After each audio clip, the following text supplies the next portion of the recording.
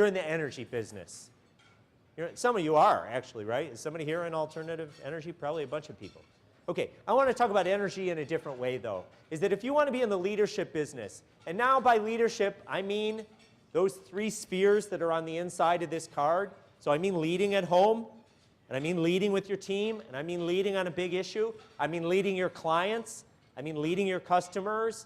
I mean leading your partners, leading your team, leading your board of directors. That you got to think, I'm a battery. I'm a battery all the time, and I got to generate energy all the time. This conductor, Benjamin Zander, asked this incredibly profound question. He says, who am I being that the eyes of the orchestra members aren't lighting up?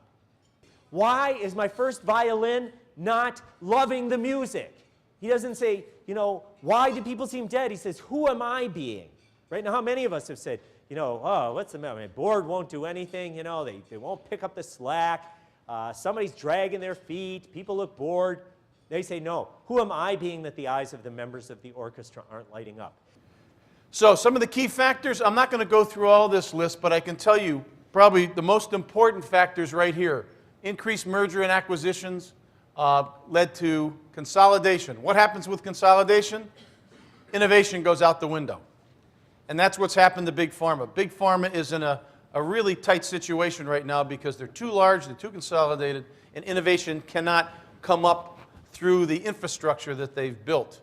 So what do we do right? We polished our story. We always listened to our audience and made continual improvements in our message to investors. We embraced uncertainty in the global markets for biotechnologies. Classic line I use, good things come to those who are prepared. We had strong relationships with our colleagues, our advisors, our VCs, our investment bankers. We collectively faced controversy head on. We were physically conservative. We only hired people we needed.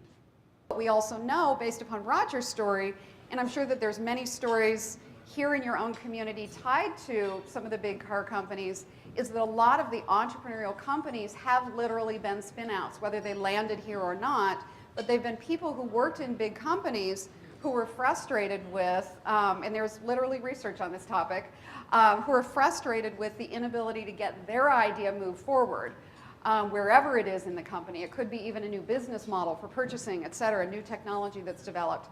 Couldn't get it moved forward, and so they leave the company and start their own company. So spillover is an extremely component of high-growth entrepreneurship.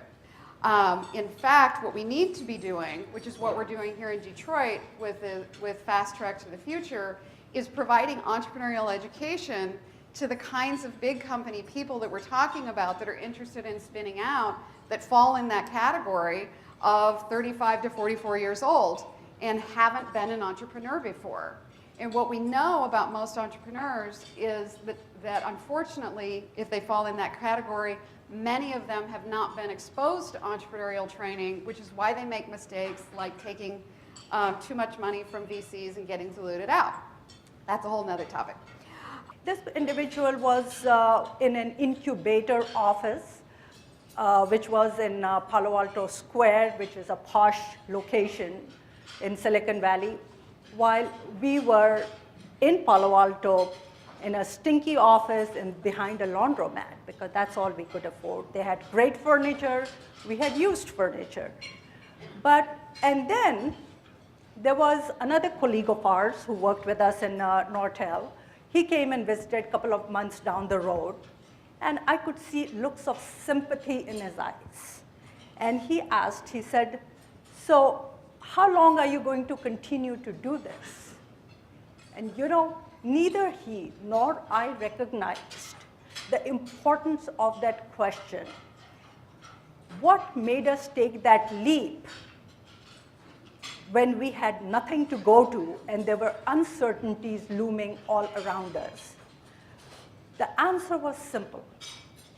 We were looking for something meaningful and something more fulfilling. While my other colleague who left to start a company, he went for an opportunity. I was too idealistic, and let me try to give you an example. I was too idealistic where I wanted everybody to have cubicle, not an office. Because, you know, why should a manager have a better office? You know, why not have an egalitarian culture in the company? But that was not something that executives were used to. They were not, I mean, there may be Hewlett-Packard where that works, but it did not work in a small digital link. So I had to change my mindset. I had to spend money to get them. I couldn't get them for meager salaries like I was paying myself. I kept giving a lot of people my example, look, I take so little money, that didn't work. So there were a lot of learning curve, a lot of pain, and there were some advisors who helped me overcome that.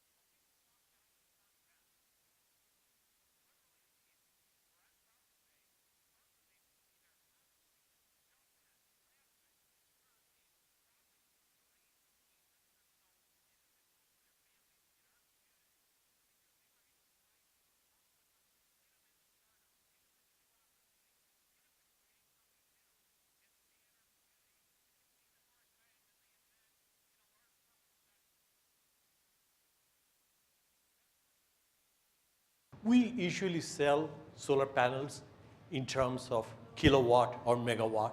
For example, a typical household will be taking about 5 kilowatt of solar panels. You see, back in 2003, it was about 680 megawatt of solar panels that were sold. Last year, it was more than 5,000 megawatt. It's a staggering growth. What you find here is that the growth has been mostly in the Western world, Germany, rest of Europe. Germany has the size of Michigan, and they don't get any more sunlight than what we get. But last year, for example, 50% of the world market was in Germany. Why? Many of these countries today recognize the importance of photovoltaic, recognizing the fact that it is non-polluting.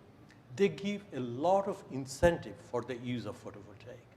And if you look at the incentive, for example, in Germany, they give about 50 cents per kilowatt hour if you generate electricity from sunlight. And now many other countries are also doing the same thing. It's entrepreneurs like you who are going to be transforming our economy, who are going to be changing our culture, and are going to be creating the Michigan of the 21st century.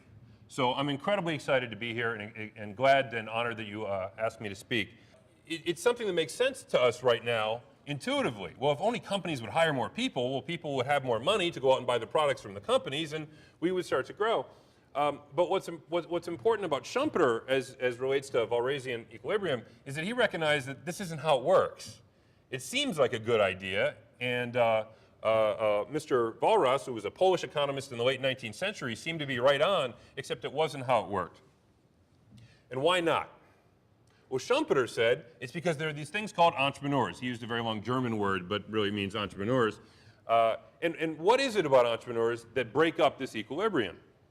Well, here we go. They bring about what he called creative destruction, which means rather than simply having this nice happy balance, well, entrepreneurs were a little bit crazy. They went out and tried new things.